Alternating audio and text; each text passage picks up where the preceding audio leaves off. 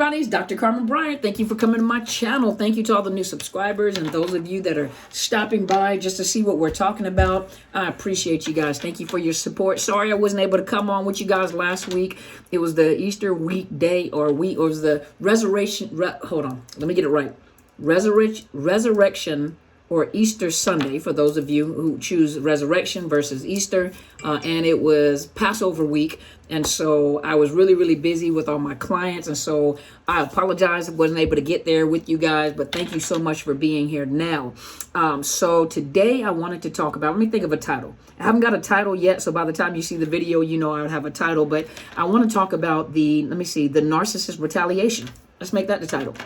Okay, so some of you guys, and this is pertaining to those of you that have children with the narcissist, you know that the narcissist is always retaliatory. That's their whole thing. They got to get back at you. They got to compete. You know, if you do this or cause a narcissistic injury, and it can be something as simple as you just don't want to talk to them, or you've gotten over it. You know, you're so far beyond it. I don't want to have anything to do with you. And now, you know, I got kids by you, so I have to interact with you a little bit. But, you know, you don't bother me. You don't faze me. They have a new supply, you know, and a narcissist will always make sure they will try to connect with people on your social media or people that you know. They're always trying to find some kind of way to get the message to you that I'm happy without you. Now think about it. If you got to try that hard to make someone feel like that you're happy without them and I got to convince you, then obviously it is not true. But they'll do anything. They'll find people on your social media, make sure that they're stuck on people or they're connected with people in your social media to make sure that you get the images and it comes up on your feed or whatever. They're going to make sure that somehow or another you're going to get it and you see how happy they are.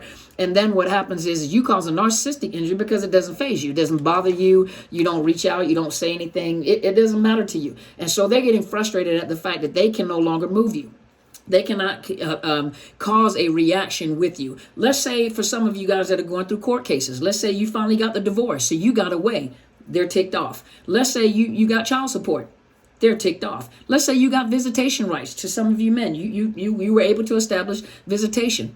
They're ticked off. So now you've caused a narcissistic injury because nobody tells me what to do. And even when the court system tells them they have to do something, nobody tells me what to do. So they're going to push the limits. But the one thing that a narcissist does know is they know what you value. So if you value family, if you value your fur babies, especially those of you that have children, you value your children. They, in order to retaliate against you, they will come after your children. So the way that they do this, you know, for those of you that, you know, that do understand love bombing and how it even works with the children, they love bomb children the same way they love bomb, silent treatment, and ghost the adults. For the children, though, the children really don't understand what's happening. You guys are learning, you guys are implementing, you guys understand. That's what's causing that narcissistic injury. So when they retaliate against you, they focus on your kids because they know that it'll hurt you if your child is hurt. And so what ends up happening is they'll do things like stop talking to the child. They're angry at you, so they'll stop talking to the child, stop communicating with the child. Now, the child doesn't really understand what the parent is. All they're wondering is like, why is my parent not talking to me? What did I do? What do? They turn it back on themselves. What did I do to make them mad, make him or her mad? Why are they not talking to me? I don't understand. You know, I'm trying to call, I'm trying to talk to them. So they've given them the silent treatment. They've ghosted them because they're punishing the child because of you. So the child is being vicariously punished, on your behalf because of your discretion, because you got, in their mind, gotten over, you won, you got something. So now I'm going to punish you. So the way I'm going to punish you is I'm going to come after the kid, after our child. And so they stop talking to the child. They know that the child now wants to talk to them, you know, just like you wanted to talk to them. Where's my mom or dad? You know, why are they not talking to me? What happened? Now the child is feeling like I've done something. You know, they're sad. I've done something. What have I done? Why are you not talking to me? And then all of a sudden they pop back up. They pop back up. And when they pop back up, they start love bombing. You're so beautiful. I love you so much. You're such a handsome little guy. You're such a great, oh my gosh, I miss you so much. And oh my gosh, I can't wait to see you. And you're the apple of my eye. Think about all the things they do. You know, they tone it down for us. But when it comes to the kid, you can just be wide open. You're so beautiful. You're everything that I ever want. I'm sorry I haven't talked to you. You're just so wonderful, and you're the best thing in my life. And you know I miss you. And it's just, you know, sometimes it's hard because your mom or dad won't let me talk to you. Now some of them are just very straightforward and say, your mom and dad is trying to keep us apart. Your mom and dad is trying to prevent us from being together. You know, and I don't know. I know your mom and dad is mad at me because, you know, I decided to to move on with my life. So they're having a conversation with you to the child. And usually it's age inappropriate conversations. And they'll have conversation where, your mom and dad is angry with me, and that's why they treat me the way that they do. And they don't want me to see you, and they're angry. And so they're trying to keep me away. So what do you think that's doing for the kid? It's vetting the child against the parent, the caretaker, the parent that they're in the home with. Some of them are a little more smoother. Some of them won't come out directly because they don't want to get caught up with that's what they said. So what they'll do is little things like, what have you been doing? How have you been, how have you been doing? And they notice that the child is happy, go lucky. They're in their mind, they're assuming that the child will come on with snot running out their nose, and they're sad and oh my gosh, and it's so miserable. And then they notice that the child is happy. They're enjoying themselves. They come on, hey, mom, dad, hey. And they're talking, oh, this is what we did. And this is so now the narcissist is even more ticked off. And now they're upset because this child is happy and you're the one that's causing that child happiness. So what they slowly start to do is tear you down to the child. Now, they're manipulative to know. I don't want to say smart enough. They're manipulative to know that I'm not going to be direct in saying what I'm saying, because the child can always turn around and say, this is what mom or dad said. What they'll do is little things like, what have you been doing? You look so sad. Now, the child doesn't look sad, but you look so sad.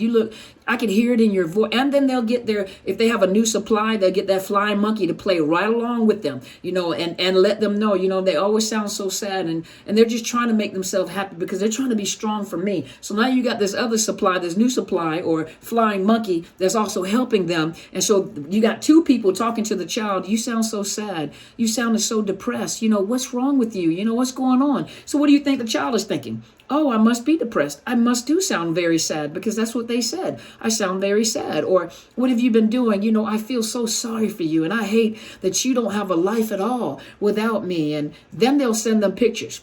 They may send them pin. I'm not speaking to everybody, but some of you guys understand. You guys are relating. These are stories that I've heard.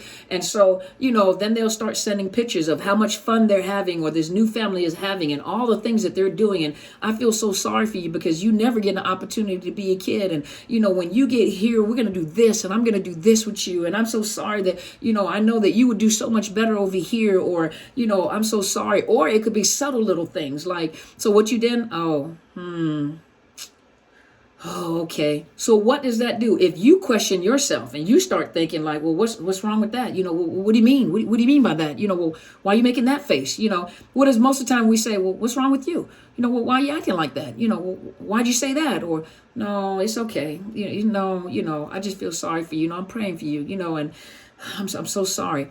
They play this role, and it's easy for children when they're young to fall into this gaslighting, silent treatment, ignoring, love bombing. And a child, they don't know that the parent is a narcissist. They don't understand how bad this is. And they really don't understand that they're being manipulated. And some of them are manipulated enough where they're caused to be afraid.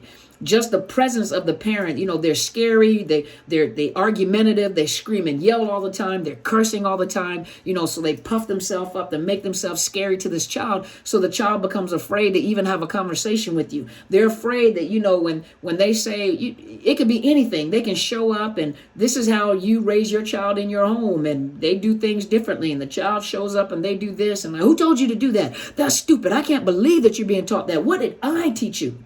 They cross boundaries.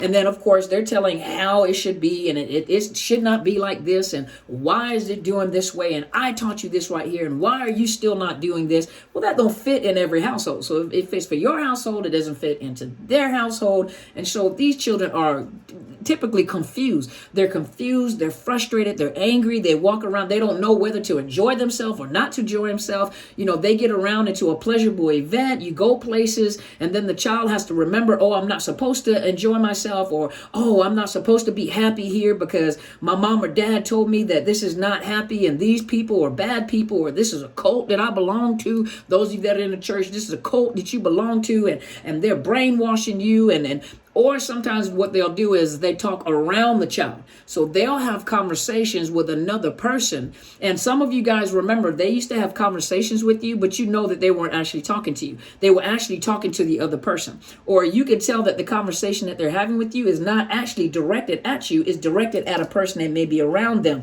Or, so you know the stuff that they do. So here they're having a conversation with someone in close proximity of the child, and the child is picking up and listening to what is being said, and they're telling the whoever that they're talking to is that the mother and father is like this, and they're this, they're a holy roller, they're this right here. They don't spend enough time with them. They're always leaving them alone. They never spend quality time. They don't do anything. They're missing out on their childhood. They're having this conversation, but the child is listening to this conversation. So they're picking up on this conversation. So they're projecting themselves on this child. And so the child picks up on this conversation, picks up on this language. So they adjust their attitude or behavior because, yeah, mom, dad, you never let me do anything. You never let me go anywhere. You never, and I don't even want to be here, because guess what? The parent has now persuaded that child or has manipulated that child. And all it is y'all, they're trying to pay you back. They're coming after you. They're so angry that they can't figure out how to get to you, because all the things that have worked in the past doesn't work anymore. So now they come after your children. And the thing that I tell you guys, when you have conversations with kids, you got to be careful how you have the conversation with your children, because of the fact that a lot of times you're trying to vent and you're trying to pull your child, and you start using the parent, your parent this, and your other parent this, and this, and this, and this. Well, you got to think, now you got two parents fighting against each other. So guess what's happening to the child? The child is confused because they just want to love each parent. They want to love each parent. So the best thing to do, some of you guys got to swallow your pride and bite your tongue. And what you have to do is you have to explain, you have to start laying out the foundation of life. Does my mom or dad love me? You know that your dad and mom got some issues. And the only way that they know how to love you is by doing this right here.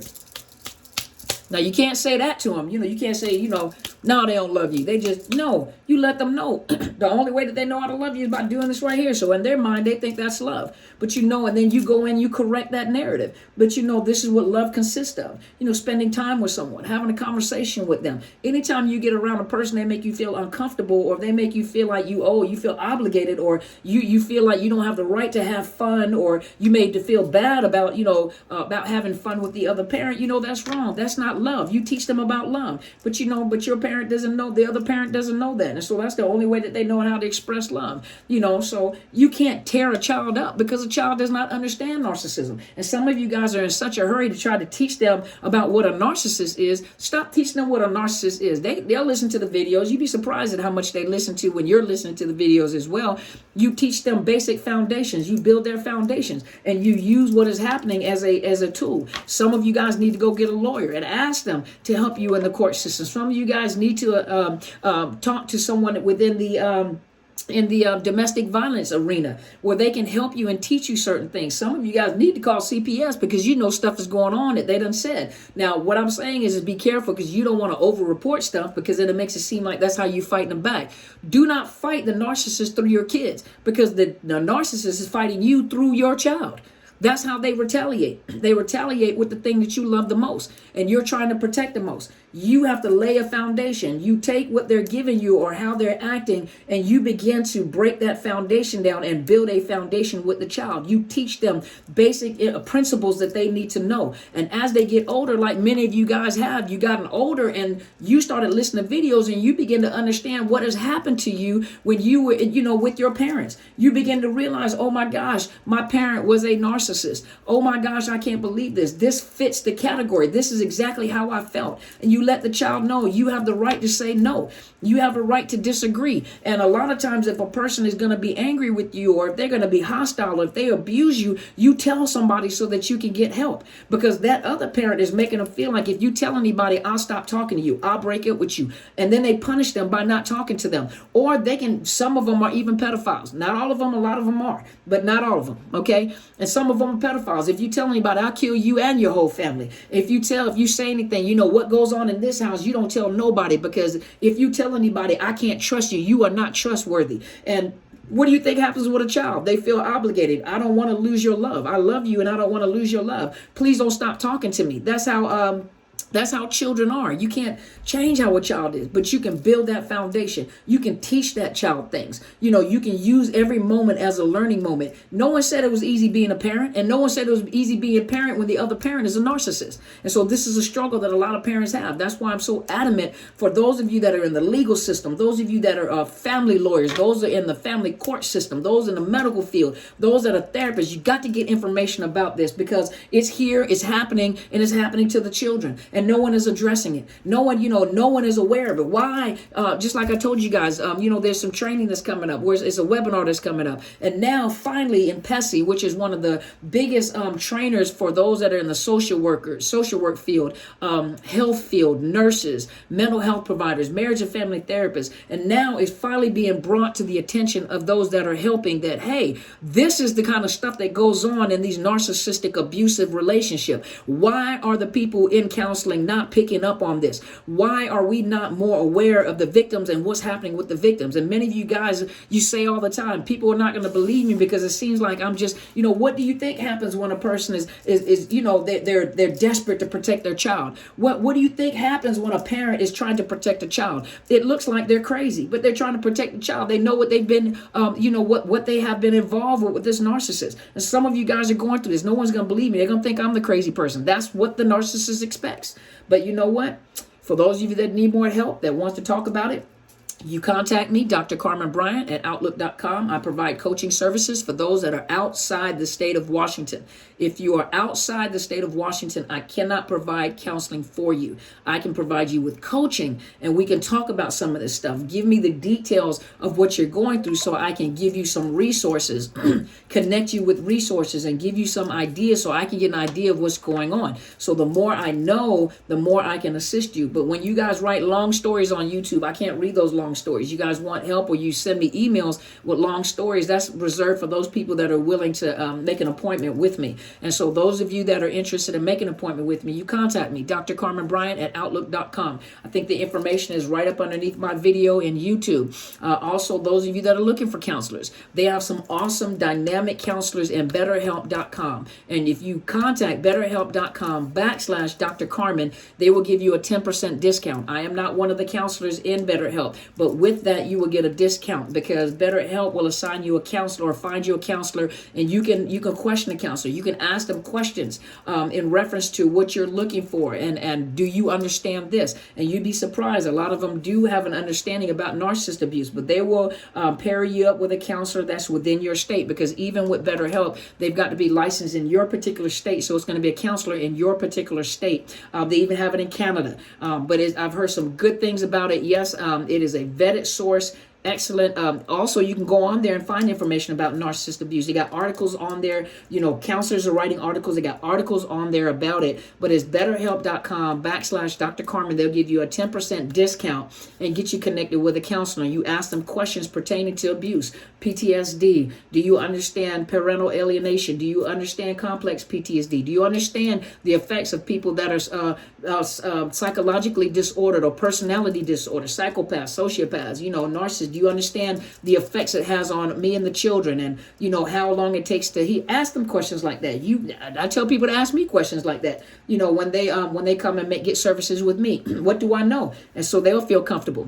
But yes, that is a vetted services, and yes, I do make commission off of it. At the same time, I vouch for it because there's so many people that have gone into these services and have had a lot. And some of you need counseling and not coaching first. Some of you need to deal with your mental health, PTSD, depression, anxiety. You need to deal with that first and get some tools to deal with that. Then you come to coaching so we can make a plan to maneuver you through whatever it is that you're going through. And so those of you also, my channel is Dr. Carmen Bryant at Overcoming Narcissist Abuse. Please subscribe, share the video. You don't know how many people this is helping. Laws just been passed in January here in the state of Washington to assist those that are being abused through the legal system, abusive litigation laws. And so, we're making an impact, y'all. PHCSLLC's already recognizing because they've got someone getting ready to talk about it on a webinar. So it's out there, y'all. We're doing it. You guys, whatever you're doing it, keep doing it.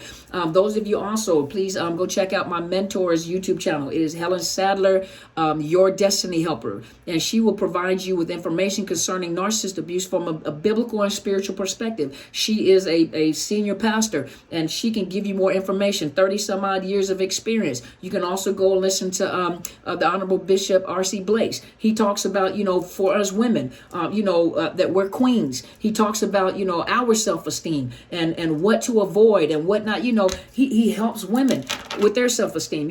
Excellent teacher. You go, Dr. Romani, she's a professor. She gives a lot of good information out from a perspective, from a educational perspective, a institutional perspective, a research perspective. You have Dr. Les Carter, excellent teacher. I love listening to him. You have people on here that give good information. So you guys be careful at what you're listening to. I appreciate all of you. I do have a book. It's called Unmasking the Illusion of Perfection.